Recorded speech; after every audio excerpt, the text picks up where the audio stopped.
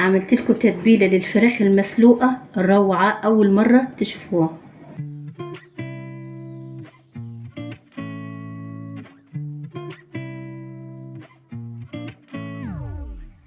بسم الله الرحمن الرحيم. اللهم صل على سيدنا محمد وآل سيدنا محمد.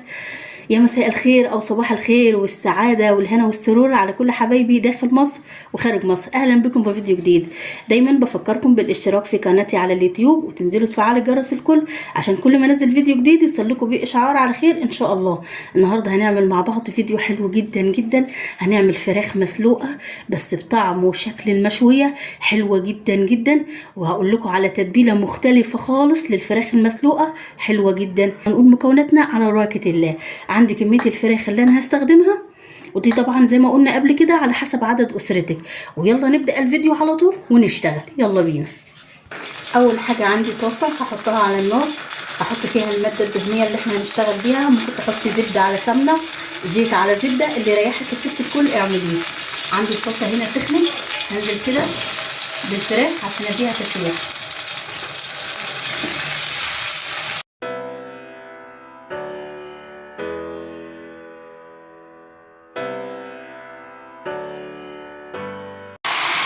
تمام كده تمام. عندنا هنحط على الحاجات، هنحط على الفراخ كده عشان تديها تطعيمه حلوه، شويه من الفلفل، رشه كده من الجزر، رشه من البصل، وقرن فلفل حامي مقطوع، ده اختياري طبعا.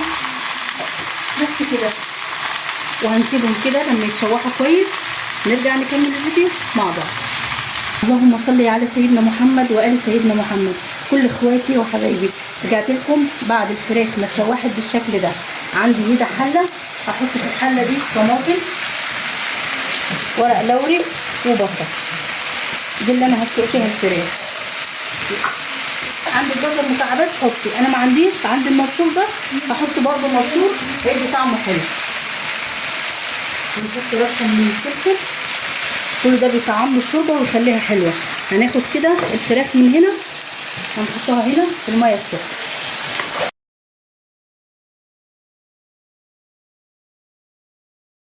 اخواتي وحبايبي، على نفس المكان بتاع الصينيه اللي احنا حمرنا فيه الفراخ هننزل كده بالبصل. بسم الله.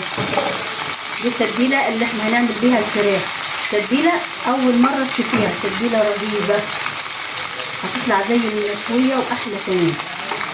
كده تمام تمام. هنشوح اول حاجه البصل، بعدين نرجع نكمل الفيديو مع بعض. يبقى هنا اول حاجه احنا عملناها في التتبيله، اخدنا البصل شوحناه بالشكل ده. هاتوا البصل كبير، هو مش هيفرق معانا اللي احنا كده كده هنحطه في الكبه. اول حاجه حطيناها البصل. ثاني حاجه عندنا كده فلفل الوان، فلفل اخضر، اللي معاكي حطيه. قلت لك يا ست الكل قبل كده المطبخ اختيار مش اجبار، اي حاجه عندك حطيها. بعد تشويح الفلفل هنحط كده، ننزل بجزر مبشور بالشكل ده.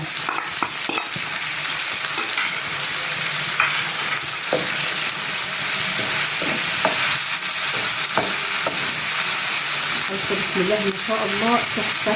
وكمان لما احنا عملناها مكان الفراخ هنا هتبقى الطعم والريحه حكايه.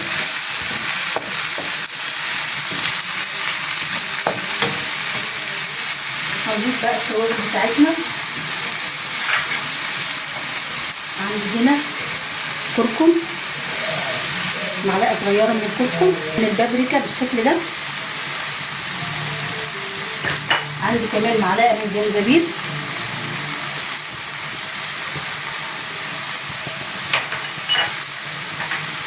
عندنا هنا بهارات فراخ. الله على الجمال. عندنا هنا دبس رمان،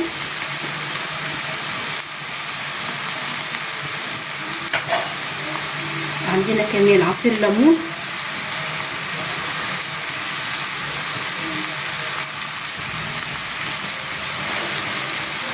عصير الليمون هتديك لذة حلوه مع دبس الرمان، هيبقى روعه.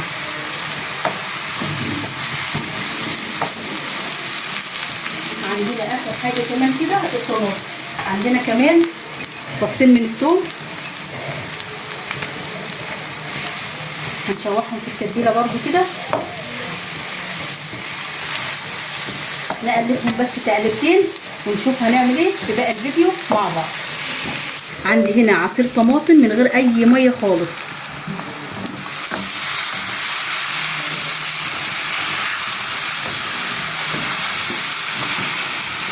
هنا كمان كده الملح،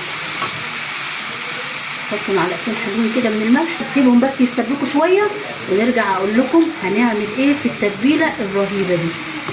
بسم الله ما شاء الله، التسبيكه تحفه، غلت كده كل المكونات مع بعضيها والريحه اقسم بالله حكايه. بصوا انا هسيبها الاول لما تبرد شويه ونرجع نضربها مع بعض في الكبه. تمام كده؟ تمام. كل اخواتي وحبايبي رجعت لكم بعد الخلطه بتاعتنا ما بردت تماما، حطيتها كده في الكبه او اضربيها في خلاط، او لو عايزه تعمليها زي ما هي وتحطيها على الفراخ وتدخليها الفرن بالشكل ده حلوه جدا جدا. انا هضربها في الكبه ونرجع نشوف هنعمل ايه. شايفين بسم الله ما شاء الله الخلطه، ضربتها كده في الكبه ونسيت اقول لكم ان انا حطيت عليها كبشتين من الشوربه قبل ما اضربها. لو مش عايزه تعملي كده مفيش اي مشكله على فكره. هغلف كل الفراخ بالشكل ده بالصوص ده،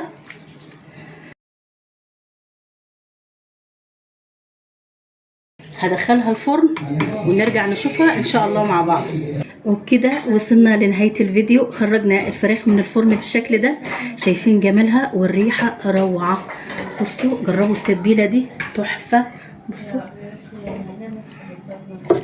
قولوا لي ايه رايكم في الفيديو وايه رايكم في التتبيله الرهيبه اللي عملناها للفراخ المسلوقه دي. شايفين جمالها؟ ولا كانها مسلوقه ولا اي حاجه، كانها مشويه بالظبط. قولوا لي ايه رايكم في الفيديو. لو عجبكم الفيديو عجبتكم الطريقه لايك للفيديو واشتراك في القناه وفعلوا جرس الكل عشان يوصلكم مني كل جديد. الف هنا وشفا.